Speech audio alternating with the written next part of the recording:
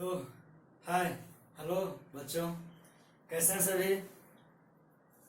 उम्मीद करते हैं आप सभी लोग मस्त होंगे। तो मैं आपका पुनः स्वागत करता हूं केमिस्ट्री के रिवीजन सेशन में। हम लोगों ने पिछले क्लास में जितने भी बेसिक कंसंट्रेशन टर्म्स था उसको हमने डिस्कस कर लिया था, ठीक है। तो अब तैयार हो जाइए नेक्स्ट पार्ट के लिए, यानी रिवीजन पार्ट 2 के लिए, जिसमें हम लोग solubility, Henry law, Rawls law वगैरह जितने चीज भी रेस्ट बचे हैं उन सब का डिस्कशन करेंगे। हो सकता है ये आज खत्म हो जाए, नहीं तो अगर ज्यादा टाइम लग जाएगा तो अगले क्लास में उसको फिनिश कर देंगे। तो सभी रेडी हैं? हम तो तैयार ही हैं। यस नो करके बता दीजिए आप सभी तैयार हैं। चलिए ठीक है, सभी तैयार हैं तो उचित है प्रारंभ करें। सभी को प्रारंभ कर रहे हैं, ध्यान से सुनिएगा। तो आज का क्या है? सोल्यूबिलिटी। क्या हम लोग सीखेंगे? सोल्यूबिलिटी। ये सारा चीज हम पढ़ा चुके हैं, आपको प्लेलिस्ट में जाके कर सकते हैं, लेकिन न्यूमेरिकल शुरू करने से पहले हम पूरा एक रिवीजन कर देना चाहते हैं आप लोगों का। बस यही मेरा मकसद है। ये आप लोगों को भी अच्छा लगेगा, हमें उम्मीद है। तो सोल्यूबिलिटी का मतलब क्या होता है? इसका मतलब होता है घुलना, ठीक है। यानी जैसे एग्जांपल हमेशा हम कहेंगे, एग्जांपल से ही समझिए कि हमको 90 ग्राम वाटर है, कहेगा सर हमेशा 90 ग्राम लेते हैं, आप 120 ग्राम लीजिए ना, कौन रोक रहा है। और 10 ग्राम क्या है ले रहे हैं हम? NaCl सोल्यूशन, NaCl या तो शुगर, नमक या तो शुगर, यही दोनों यूज करते हैं। तो इन दोनों को मिक्स करेंगे, ठीक है। तो ये क्या होगा? वाटर एज क्या बिहेव करेगा? सोल्वेंट। और नमक या चीनी क्या किस तरह से? सॉल्यूट, जो कि सॉल्यूशन ये दोनों का तो पार्ट है, सोल्यूट और सॉल्वेंट का, है ना। तो ये सोल्यूट हम कितना मिला सकते हैं? Maximum amount. ये सोल्यूट यानी जो शुगर लेंगे या NaCl नमक लेंगे, वो कितना हम मिला सकते हैं इस सॉल्वेंट में, जो कि वाटर ले रहे हैं अभी, क्योंकि वाटर का ही प्रॉपर्टी बहुत ज्यादा है एज ए सॉल्वेंट। तो कितना अमाउंट, मैक्सिमम कितना अमाउंट हम इस सॉल्वेंट में मिला सकते हैं? ये सॉल्वेंट भी फिक्स है, चूंकि 90 ग्राम, यानी सॉल्वेंट भी फिक्स रहेगा। कितना मिला सकते हैं? Max amount at a particular temperature. इसको कह सकते हैं एट ए फिक्स्ड टेम्परेचर, ठीक है। उसको बोलते हैं हम लोग क्या? सोल्यूबिलिटी।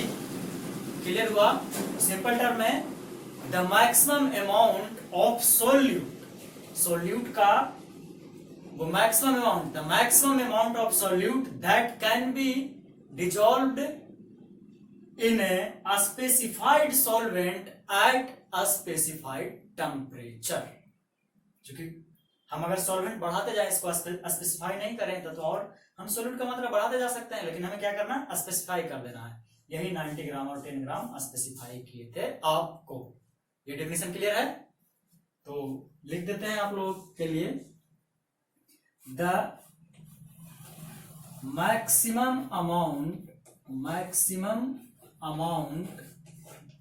बताइएगा, दिख रहा है ना?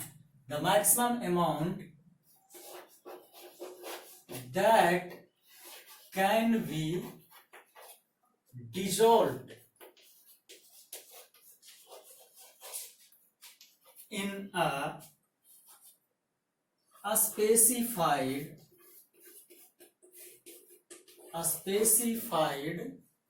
solvent at fixed temperature या अस्पेसिफाइड टेम्परेचर भी उसको कह सकते हैं।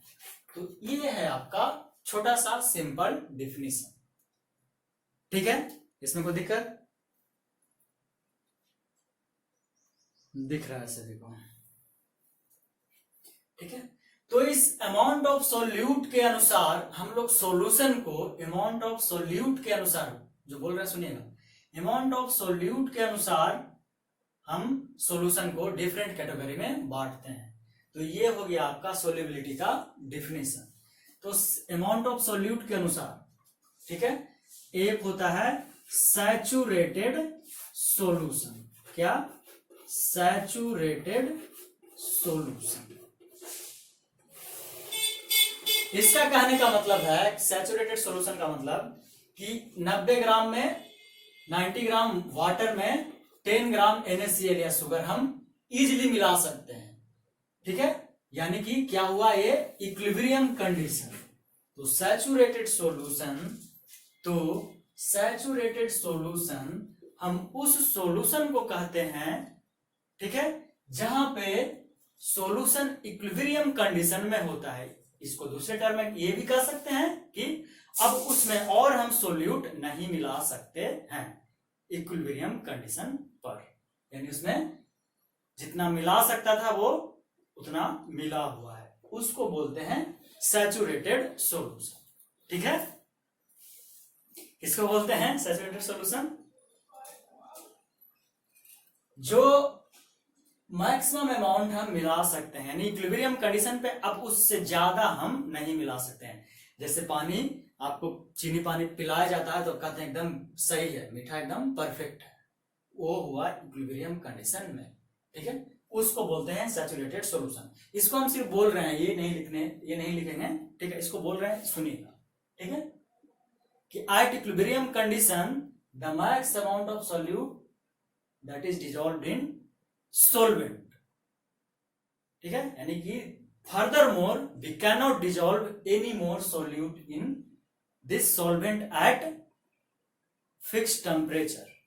ठीक है, एट फिक्स्ड टेम्परेचर, उसको क्या बोलते हैं सैचुरेटेड सॉल्यूशन। और साथ ही एट इक्विलिब्रियम कंडीशन भी इसको बोल सकते हैं।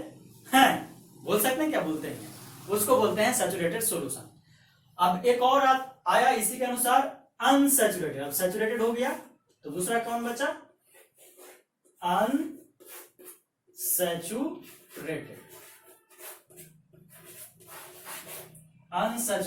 सॉल्यूशन। ठीक है, तो ये एक ऐसा सॉल्यूशन होगा, जैसे हम 90 ग्राम क्या लिए थे, 90 ग्राम वाटर लिए थे, लेकिन इस सॉल्वेंट में हम कितना मिलाए, मात्र 8 ग्राम ही मिलाए। क्या किए, मात्र 8 ग्राम ही मिलाए। ठीक है, तो इस कंडीशन को बोलते हैं अनसैचुरेटेड सॉल्यूशन, यानी कि उस सॉल्यूशन में हम अभी और मिक्स कर सकते हैं, उसको बोलते हैं अनसैचुरेटेड कंडीशन। यानी इक्विलिब्रियम तक आने में इसमें भी क्या कर सकते थे, अभी भी 2 ग्राम मिक्स कर सकते हैं ना, तो इसको बोलते हैं अनसैचुरेटेड सॉल्यूशन। ठीक है, और यही एक नेक्स्ट में कन्वर्ट होता है आपका सुपर सैचुरेटेड। क्या, सुपर सैचुरेटेड।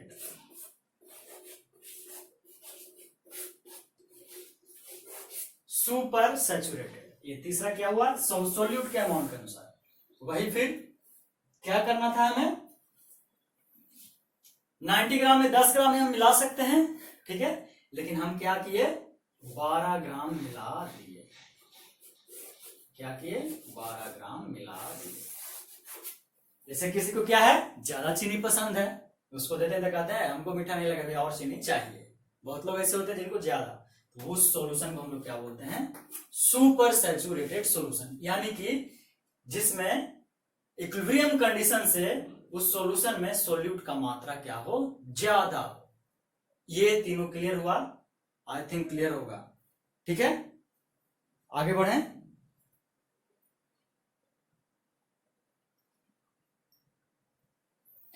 चलिए, तो ये हो गया सैचुरेटेड, अनसैचुरेटेड और सुपर सैचुरेटेड सॉल्यूशन। ठीक है, तो अब आते हैं वेरियस सोल्यूबिलिटी पर। उससे पहले मिटाना होगा, जो नहीं लिखे होंगे वो स्क्रीनशॉट ले लीजिएगा, कोई दिक्कत नहीं है।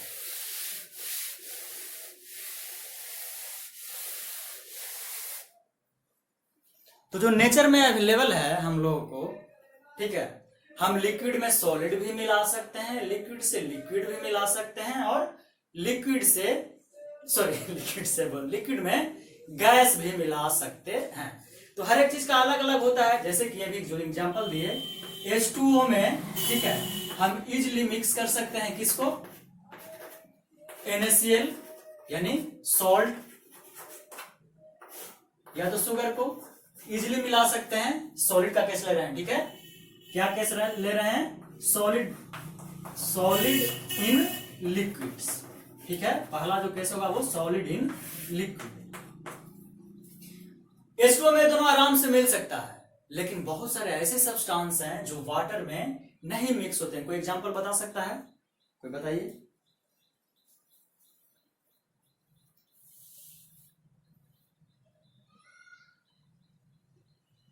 जैसे एक एग्जांपल है एंथ्रासिन।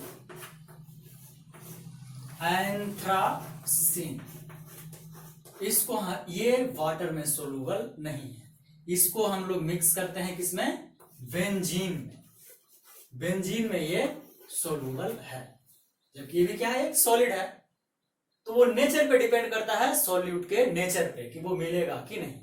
वही अगर बेंजीन में हम वाटर मिक्स करना चाहें, यानी वाटर में बेंजीन में हम सोडियम क्लोराइड और शुगर मिक्स करना चाहें तो मिक्स नहीं होता है। तो ये डिपेंड करता है नेचर ऑफ किस पे? सॉल्यूट पे। तो जब सोल्यूबिलिटी डिफाइन ही करते हैं उस समय ही कहते हैं क्या? कि ये नेचर पे डिपेंड करेगा। टेम्परेचर किसके? सॉल्यूट और सॉल्वेंट दोनों को नेचर पे डिपेंड करेगा, और साथ ही साथ टेम्परेचर पे भी डिपेंड करेगा सॉल्यूबिलिटी।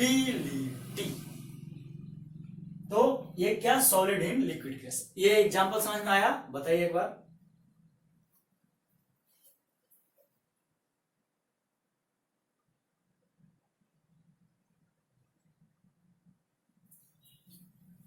ठीक है, तो इसीलिए कहा गया है कि पोलर जो सॉल्वेंट होता है, पोलर जो सॉल्वेंट होता है वो पोलर में ही मिक्स होता है, ठीक है। और जो नॉन पोलर होता है वो नॉन पोलर में ही मिक्स होता है। अब एक क्वेश्चन आपके मन में यही उठ रहा होगा कि सर ये पोलर और नॉन पोलर क्या है? तो पोलर का मतलब है कि अगर उसको वाटर में डालें तो वो वेरियस आयंस में ब्रेक हो जाए। जैसे शुगर ये मिलाते हैं सोडियम क्लोराइड, तो पानी में जाते हैं sodium ion plus chlorine ion, cation अनायन में क्या होता है? कन्वर्ट हो जाता है, ठीक है। तो वो होता है पोलर सॉल्वेंट।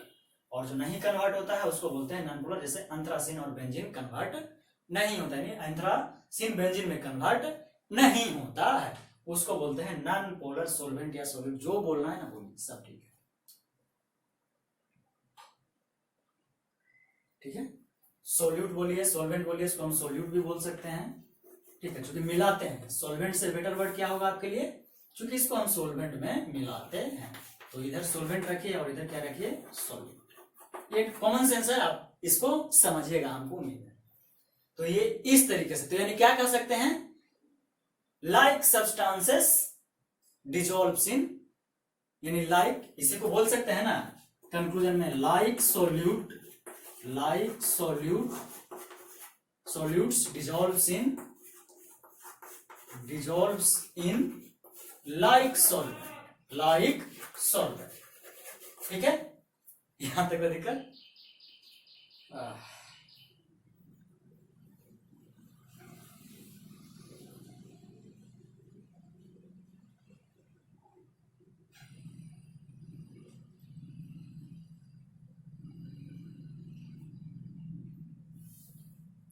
ठीक है, यहां समझ में आया, इतना बहुत अच्छा। अब एक टर्म आता है डिजोल्यूशन। पता नहीं आप लोगों ने सुना होगा कि नहीं सुना होगा, डिजोल्यूशन। देखिए इसमें होता क्या है कि जब सॉलिड को लिक्विड में मिक्स करते हैं, सॉलिड को लिक्विड में मिक्स करते हैं, जैसे कि पानी में नमक मिक्स करते हैं, तो क्या होता है? पूरे सॉल्यूशन का कंसंट्रेशन बढ़ जाता है।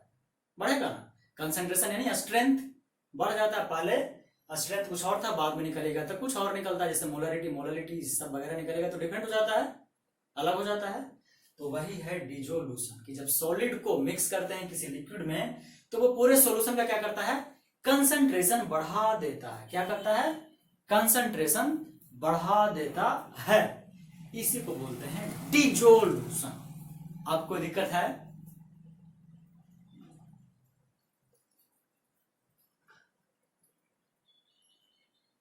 तो क्या कहे कि व्हेन, इसका लिख देते हैं, when solid is mixed in a liquid solvent in a liquid solvent, it increases the concentration. साथ ही साथ ये कंसंट्रेशन किसके कारण, सॉलिड के कारण। तो हम भी बोल सकते हैं कि सॉलिड का कंसंट्रेशन भी क्या होता है, बढ़ जाता है। एक्चुअली कारण कौन है, सॉल्यूट ही तो है वो कारण। कह सकते हैं कि सॉलिड का कंसंट्रेशन उस पूरे सॉल्यूशन में क्या हुआ, बढ़ गया। यहां तक कोई दिक्कत? ठीक है, तो द कंसंट्रेशन ऑफ सॉलिड भी लिख सकते हैं, या concentration of solid increases in solution, क्योंकि सॉलिड पार्टिकल बढ़ जाता है इन सोल्यूशन। इसी को हम लोग क्या बोलते हैं, डिसोल्यूशन। यहां तक कोई दिक्कत है? फिर से जो कि मिटाना पड़ेगा इसको। अगर दिक्कत है तो यस नो करके कमेंट करिए, नहीं तो आगे बढ़ते हैं। ठीक है, देखते जरा कमेंट।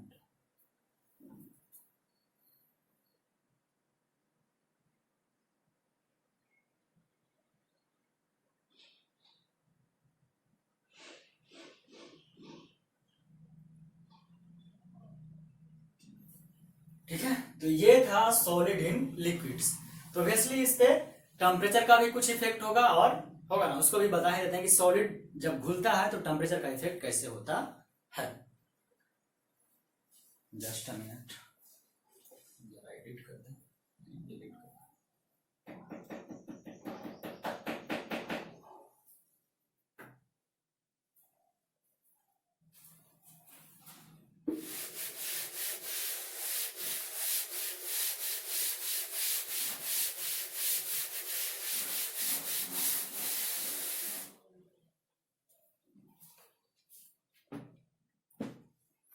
ठीक है, तो टेम्परेचर कैसे अफेक्ट करता है सॉलिड इन लिक्विड को, टेम्परेचर।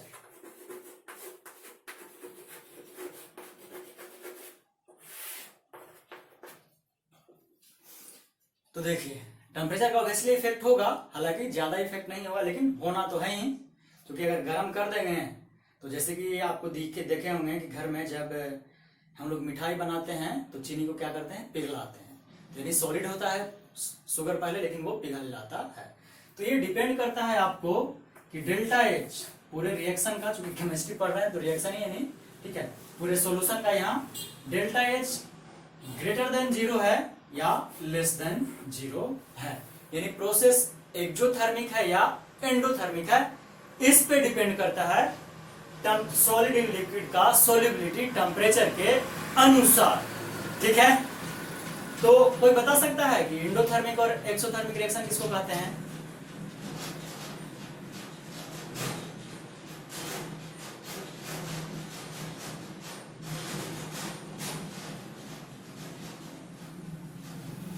तो ये नॉर्मल है आप कि डेल्टा एच ग्रेटर देन 0 का मतलब क्या हुआ, हम हीट दे रहे हैं, है ना, हीट दे रहे हैं, चीनी को गर्म भी तो करते हैं सोल्यूशन बनाने के लिए।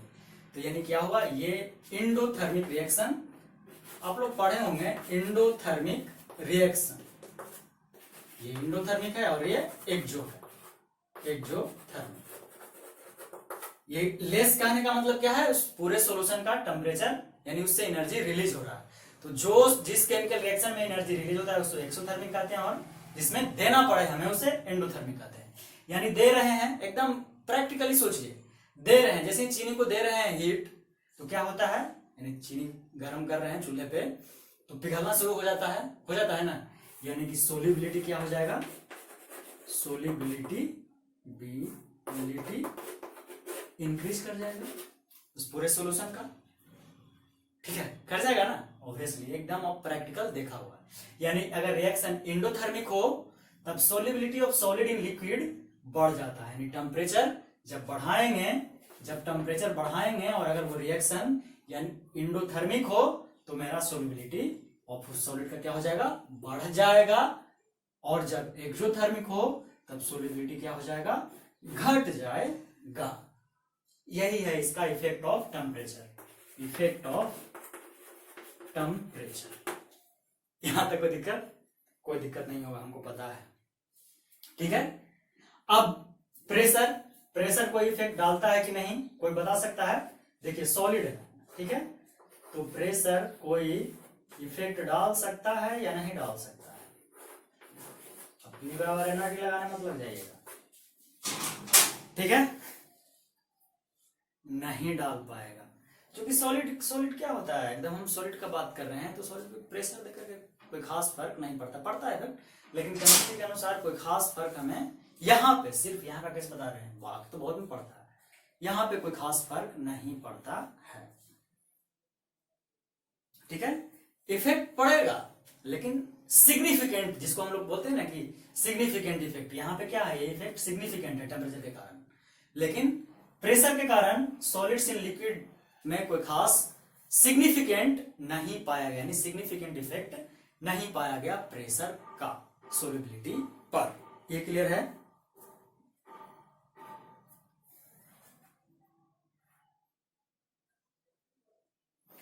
तो ये था आपका पहला पार्ट, सॉलिड इन लिक्विड। अब आते हैं दूसरे पार्ट पे, क्या बोले थे, अब जो हमें पढ़ना है basically solubility of gas in liquid, ठीक है।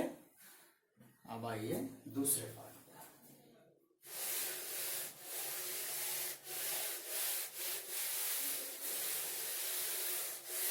कुछ लोग कह रहे हैं सर बहुत फास्ट, लेकिन ये रिवीजन है तो रिवीजन तो फास्ट होना ही है। जिन्हें भी और अच्छे से देखना है वो क्या कीजिएगा, आपको पता है,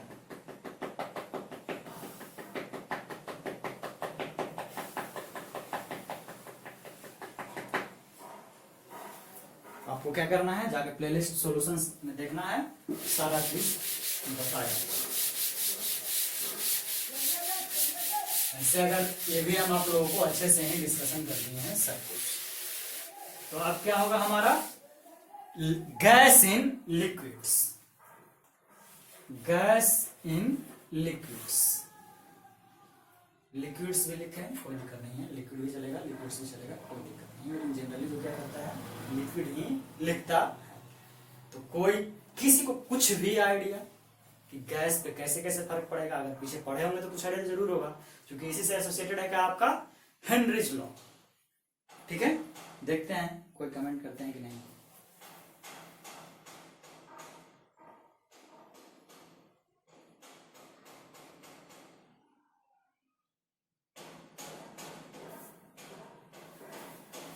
चलिए ठीक है, तो गैस जैसे देखिए ऑक्सीजन गैस हो गया, ये क्या होता है, वाटर में सोलुबल रहता है, आराम से क्या हो जाता है, सोलुबल हो जाता है ना।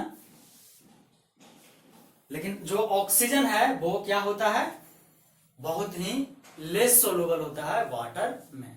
HCl हो गया आपका, ये सब क्या होता है, हाईली सोलुबल। पोलरिटी, HCl को पानी में डालेंगे तो क्या हो जाएगा, H++Cl आना। अब नहीं कहेगा सर HCl लिक्विड है, HCl एक्चुअली में गैस फेज का हम बात कर रहे हैं, ठीक है, HCl का गैस फेज का हम बात कर रहे हैं।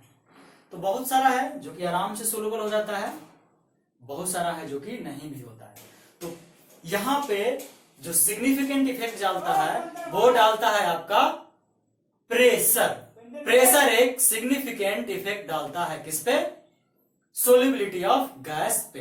तो जब ये स्टडी किया गया कि आखिर ऐसा हो क्यों रहा है, तो इसको जो सबसे पहले जो स्टडी किए थे वो कौन थे, हेनरी साहब। कौन थे, हेनरी साहब। हेनरी साहब ने ही इसको स्टडी किया था अच्छे से, ठीक है। किसने किया था, हेनरी साहब ने किया था। किसने स्टडी किया, हेनरी साहब ने, ठीक है। तो आगे बताएं, आगे बढ़ रहे हैं, ठीक है, कि बहुत सारा गैस डिजॉल्व होता है, लेकिन HCl के बारे में बताया कि हाईली डिजॉल्व है, प्रेशर एक सिग्निफिकेंट इफेक्ट डालता है, ये सारा चीज आपको बता दिए। तो कैसे डालता है उसको एग्जाम्पल के थ्रू, हमेशा हम क्या कहते हैं कि उस चीज को क्या कीजिए, एग्जाम्पल के थ्रू समझने का क्या कीजिए, प्रयास कीजिए, ठीक है।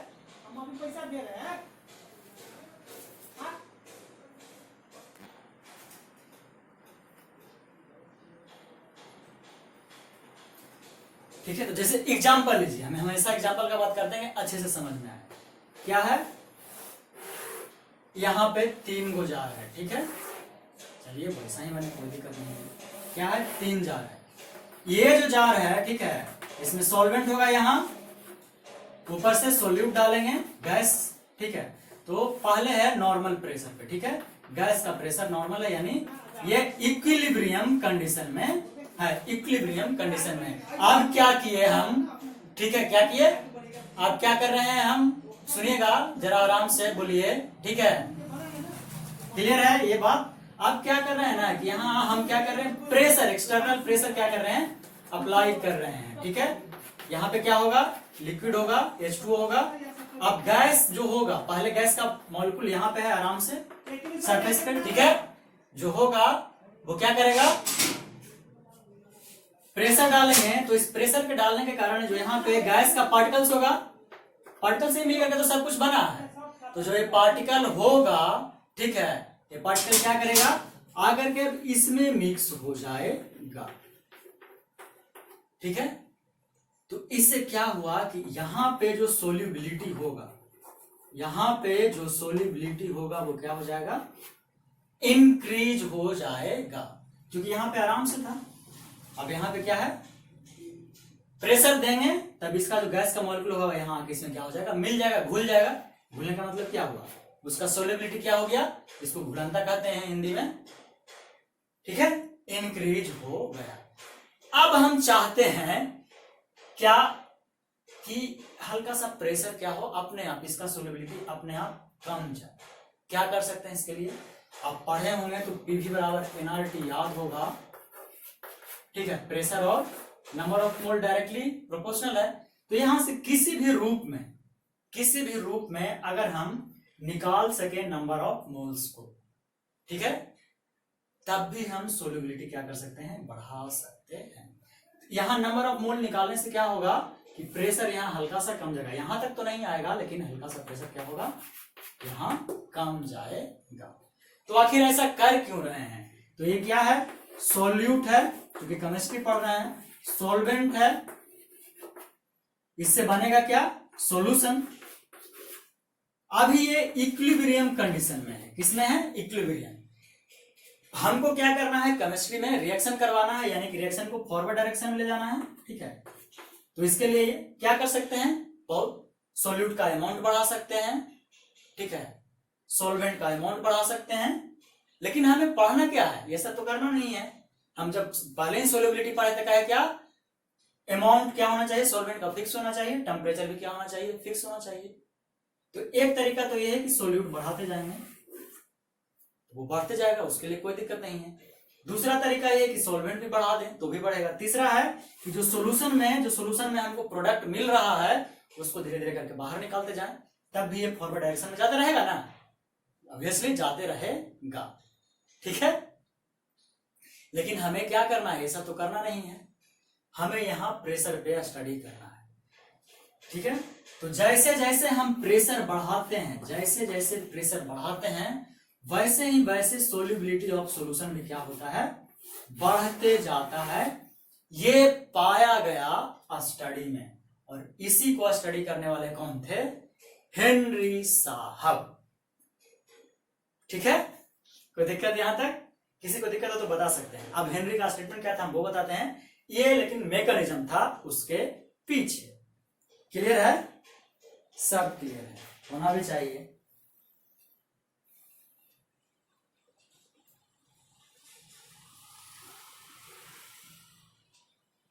ठीक है, तो अब हेनरी साहब का स्टेटमेंट क्या था वो लिख रहे हैं। हेनरीज लॉ, इन्होंने स्टेट किया, कहा क्या, तो इन्होंने सिंपली कहा कि जो सोल्युबिलिटी होगा गैस का किसी भी लिक्विड में, वो डायरेक्टली प्रोपोर्शनल किसके होगा, प्रेशर के। अपने से लिखिएगा, ये लिख दें, ठीक है, क्या लिख देते हैं, solubility of a gas in liquid is, मिटाए दे, नहीं मिटाए देने, समझाने के लिए आवश्यक है, इज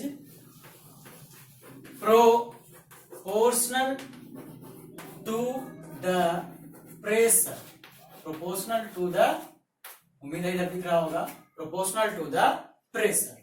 और किसका प्रेशर, वो भी रखना है, प्रेशर ऑफ द गैस। क्योंकि हम प्रेशर इस लिक्विड पे तो लगाने नहीं गए थे, सॉल्वेंट पे तो लगाने गए थे, किस पे लगाए थे, सॉलिड पे लगाए थे। और हमारा सॉलिड क्या है, सॉलिड क्या है, गैस है, इसी कारण नहीं मिटाए थे इसको। अब हेनरी लॉ क्लियर हुआ बच्चों, जरा बताइए। यही इतना सिंपल सा था इनका हेनरी साहब का लॉ।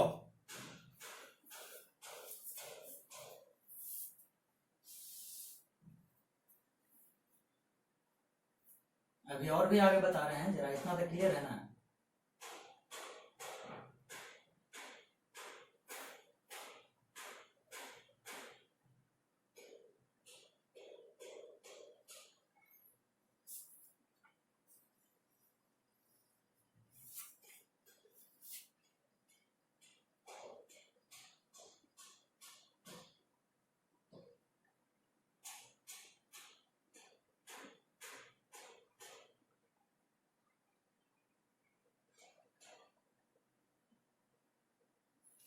ठीक है, ये था इनका पहला स्टेटमेंट। अब ये तो हो गया प्रेशर। अब है, अब इन्होंने आगे स्टडी किया, तब पार्शियल प्रेशर से रिलेट किया। पार्शियल प्रेशर, अब आपके मन में ये भी उठेगा कि सर ये पार्शियल प्रेशर क्या है। ठीक है, तो बता देते हैं। मान लिया यहाँ बहुत सारा गैस है, ठीक है, अब एक ही गैस ले रहे हैं, तो मान लिया बहुत सारा गैस है। तो पार्शियल प्रेशर वो प्रेशर है जो अप्लाई करता है एक इंडिविजुअल गैस पूरे सिस्टम पे। मान लिया यहाँ ऑक्सीजन नाइट्रोजन 2 है, तो पूछेगा पार्शियल प्रेशर नाइट्रोजन का कितना है, यानी कि पार्शियल प्रेशर इस सिस्टम पे क्या है, तो the pressure applied by nitrogen gas on the system is known as partial pressure. यानी इंडिविजुअल गैस जो पूरे सिस्टम पे प्रेशर लगाता है उसको हम लोग क्या बोलते हैं, पार्शियल प्रेशर। और यहाँ वेपर प्रेशर का बात होगा, क्योंकि गैस क्या है, वेपर का ही तो फॉर्म है। ठीक है, और उसी समय ये भी आप लोगों को पता हो शायद कि डाल्टन साहब ने क्या कहा था कि जो टोटल प्रेशर होता है वो इंडिविजुअल पार्शियल प्रेशर के क्या होता है, बराबर होता है। आज हम थोड़ा फास्ट चल रहे हैं, एकदम सही है। ठीक है, क्योंकि इसका जो कंप्लीट डिस्कशन है, जो और कंप्लीट डिस्कशन देखना चाहते हैं वो प्रीवियस लेक्चर में चले जाएं, पूरा एकदम बेजाबते मजे से बना हुआ है आपका प्लेलिस्ट। ठीक है, आई थिंक कुछ पॉइंट इसमें हम एक्स्ट्रा ही डिस्कस किए हैं। तो ये तो था पहले सिंपली सोल्युबिलिटी के लिए उन्होंने कहा कि सोल्युबिलिटी किसके प्रोपोर्शनल होगा, सोल्युबिलिटी इज प्रोपोर्शनल टू 1 किसके, pressure, directly proportional to pressure. ये था प्रेशर से प्रेशर का इफेक्ट सोल्युबिलिटी। यहां तक ठीक है, ये हुआ पहली बार जिन्होंने स्टेटमेंट दिया। और फिर स्टडी करके पार्शियल प्रेशर करके स्टडी करके क्या दिया, वो ये था।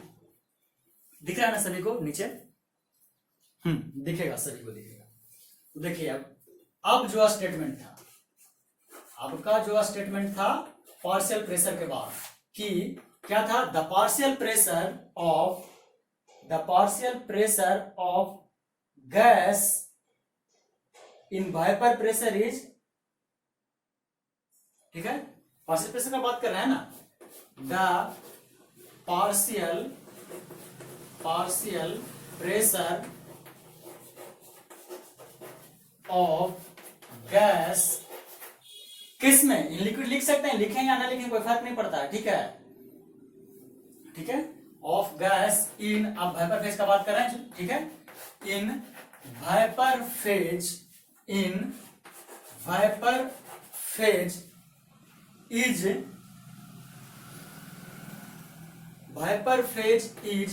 proportional to its mole fraction,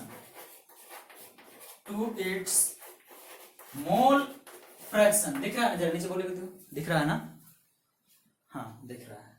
ठीक है, ये था पहला स्टेटमेंट जब उन्होंने प्रारंभ किया स्टडी सोल्युबिलिटी का। अब बाद में जब पूरा स्टडी कर लिया तब पाया कि जो पार्शियल प्रेशर होगा गैस का, किसमें, वेपर फेज में, क्योंकि गैस तो ठीक है वेपर फेज में ही होता है, इसलिए वो किसके प्रोपोर्शनल होगा, उसी के मोल फ्रैक्शन के। ठीक है, एक नया टर्म में मोल फ्रैक्शन पढ़ चुके हैं पिछले क्लास में। तो ये था इनका स्टेटमेंट। अब मिटाना पड़ेगा, ऊपर मिटाना आवश्यक है।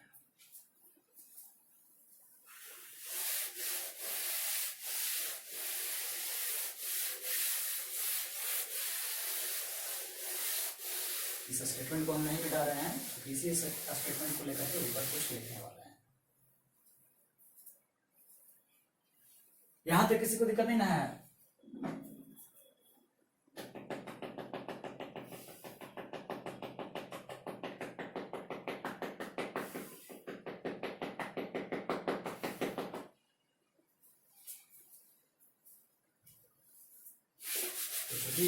अब हमें मैथ बनाना है, न्यूमेरिकल बनाना है, इस पे तो कोई ना कोई न्यूमेरिकल स्टेटमेंट होना चाहिए। तो सबसे पहले क्या लिखेंगे? वेपर प्रेशर, ठीक है, यही बात था ना, the pressure of gas, the partial pressure, ठीक है, इन वेपर फेज, तो इसको पार्शियल प्रेशर ही लिखिए। पार्शियल प्रेशर अब लिखना है तो वीपी भी लिख सकते हैं, vapour phase is proportional to mole fraction, mole fraction. और अगर पढ़ाए थे तो याद होगा कि इसको एक से डिनोट करना, ठीक है, इसको पी ही लिखिए।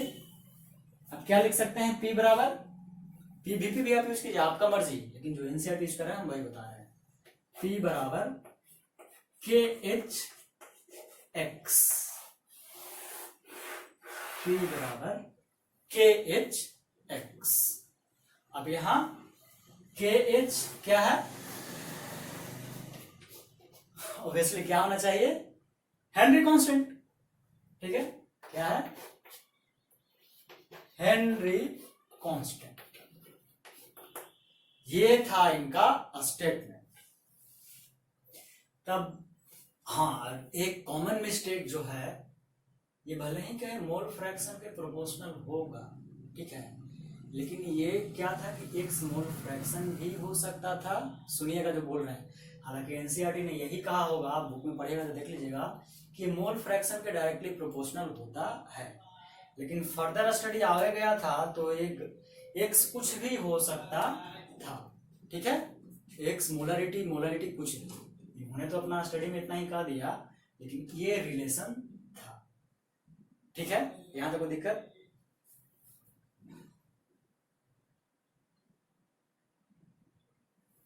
ठीक है, मोल फ्रैक्शन अगर इसको आगे बढ़ाना चाहे, मोल फ्रैक्शन किस में? इन द सॉल्यूशन, नहीं लिखे इसको,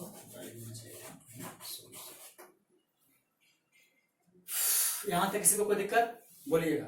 हेनरी ला यहीं खत्म होता है।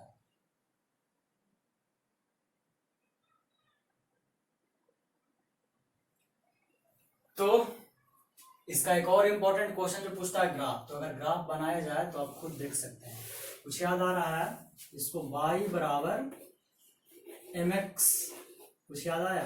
ये मैथ का है, m जहां स्लोप शो करता है और x कांस्टेंट, तो यहाँ क्या है? सॉरी, m स्लोप जो कि कांस्टेंट होता है, तो यहाँ के h और x वेरिएबल। तो इस तरह से आपको ग्राफ आएगा, इधर x यानी मोल फ्रैक्शन, और इधर क्या? इधर क्या बताइए? के एच बिल्कुल नहीं, क्या होगा? प्रेशर। और कौन सा प्रेशर? वेपर प्रेशर, ठीक है, पार्शियल वेपर प्रेशर यानी पार्शियल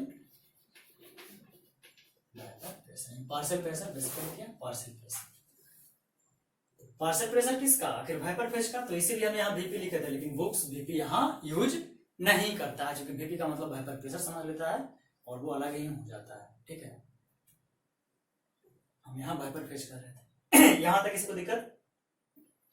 तो इस तरीके से आपका ग्राफ आएगा।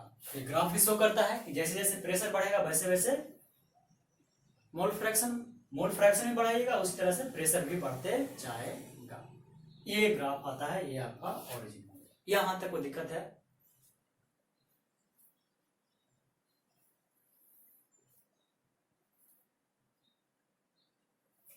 तो अब इस इक्वेशन से कुछ बता सकते हैं आप?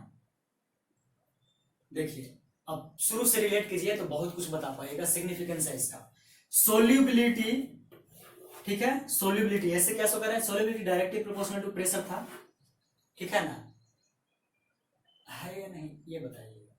सोल्यूबिलिटी डायरेक्टली प्रोपोर्शनल टू क्या था? प्रेशर था, यही ना कहा था, ठीक है। तो केएच का वैल्यू अगर ज्यादा हो, ठीक है, पी का वैल्यू ज्यादा होगा या नहीं? ये पॉइंट बताइए, हाँ या ना।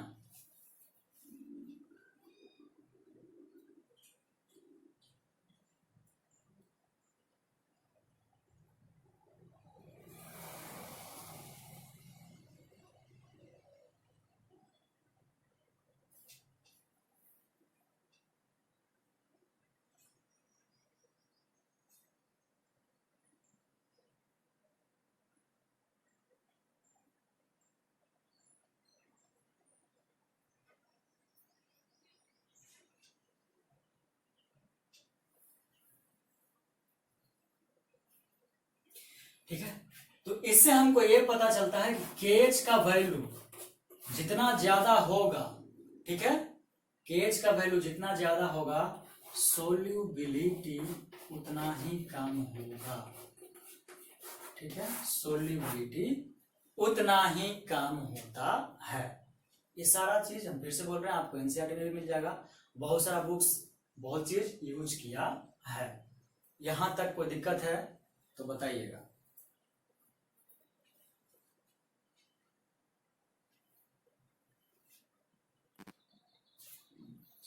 तो यहां तक किसी को दिक्कत नहीं, ठीक है। ये पाया जाता है कि जैसे जितना ज्यादा केएच का वैल्यू होगा उतना ही हमारा सोल्युबिलिटी क्या होता है, घटते चला जाता है। तो ये था गैस इन लिक्विड्स। यहां तक कोई दिक्कत है? चलिए, किसी को कोई दिक्कत नहीं है, नहीं ना है? आगे बढ़े या इसको यहीं छोड़ दें, क्योंकि लगभग 45 मिनट का सेशन हो गया होगा। ज्यादा लंबा सेशन बेकार ही होता है, मेरे अनुसार बेकार होता है। तो कितना अगर आपको समझ आ गया होगा तो बहुत अच्छी बात है। अब इसी से कुछ लिमिटेशंस, ठीक है, कि हेनरी लॉ का कुछ लिमिटेशंस था, साथ ही कुछ एप्लीकेशंस भी था। नहीं, एप्लीकेशन था क्या? एप्लीकेशन है। तो उससे पहले एक टेम्परेचर का भी इफेक्ट है, वो सुन लीजिए। इफेक्ट ऑफ टेम्परेचर, टेम्परेचर के अनुसार कैसे चेंज होता है, इफेक्ट ऑफ टेम्परेचर। तो जो सोल्यूबिलिटी है वो इनवर्सली प्रोपोर्शनल होता है टेम्परेचर के। इसका आप लाइव एग्जांपल भी देखते हैं कि जब अब सोल्यूबिलिटी इनवर्सली प्रोपोर्शनल कैसे है टेम्परेचर के, सिंपली है ना, गर्म करते हैं किसी भी चीज को तो वो क्या होता है, ऊपर भागना शुरू कर जाता है। अभी आराम से नीचे बैठा हुआ है गैस से भी, लेकिन गर्म करेंगे तो वो भागना शुरू कर देगा, यानी क्या हुआ, सोल्यूबिलिटी कम हो गया। ये नॉर्मल सेंस है। यही कारण है कि आप एक्वेटिक लाइफ यानी मछलियों को या जो भी छोटे छोटे जीव जंतु जो पानी में रहते हैं वो ठंड पानी में ज्यादा रहना चाहते हैं। किसके कारण? इस टेम्परेचर के कारण, ठीक है। क्योंकि टेम्परेचर नीचे कम होता है, टेम्परेचर नीचे कम होता है तो सोल्यूबिलिटी क्या होता है, कम होता है गैसेस का। तो सोल्यूबिलिटी जितना कम होगा आराम से हम ऑक्सीजन सांस ले पाएंगे उसमें। ऐसे बहुत सारा गैस एक साथ सोल्यूबल रह गया तो गैस आसानी नहीं ना होगा हमको सांस लेने में। यही हम लोग स्कूबा डाइविंग में भी यूज करते हैं। जो गोताखोर होते हैं जो नीचे जाते हैं वो ऑक्सीजन लेकर के जाते हैं। जैसे ही एल्टीट्यूड के साथ नीचे जाते हैं तो मेरा प्रेशर बढ़ते जाता है, तो प्रेशर के साथ सोल्यूबिलिटी बढ़ जाएगा। तो उसको अवॉइड करने के लिए हीलियम गैस का यूज करते हैं स्कूबा डाइवर लोग। इस सारा एप्लीकेशन आपको फिर से हम बताएंगे, ठीक है। तो आज आई थिंक 45 मिनट से कम का सेशन नहीं हुआ होगा, तो यहीं पे हम फिनिश कर रहे हैं, ठीक है, हेनरी लॉ। और एक दिन यानी आई थिंक अभी 2 लेक्चर और लग जाएगा आपको रिवाइज करवाने में। ऐसे तो लगभग 10 लेक्चर हमको लग गया है चैप्टर पढ़ाने में, लेकिन ये 4 लेक्चर में हम खत्म कर देंगे, ठीक है। ये रिवीजन चाहते तो 2 घंटा में खत्म कर देते, जो बहुत सारे लोग करते हैं, लेकिन ऐसा करना नहीं चाहिए, ठीक है। तो यही पेंट करते हैं आज। तो सेशन अगर आप लोगों को अच्छा लग रहा है दोस्तों तो लाइक शेयर तो जरूर कीजिए, लाइक कीजिए, शेयर कीजिए, ठीक है। तो मिलते हैं अगले सेशन में, यानी कल ही, और क्या, ठीक है। तब तक ख्याल रखिए, अपना ध्यान रखिए, बाय बाय, जय हिंद, जय भारत।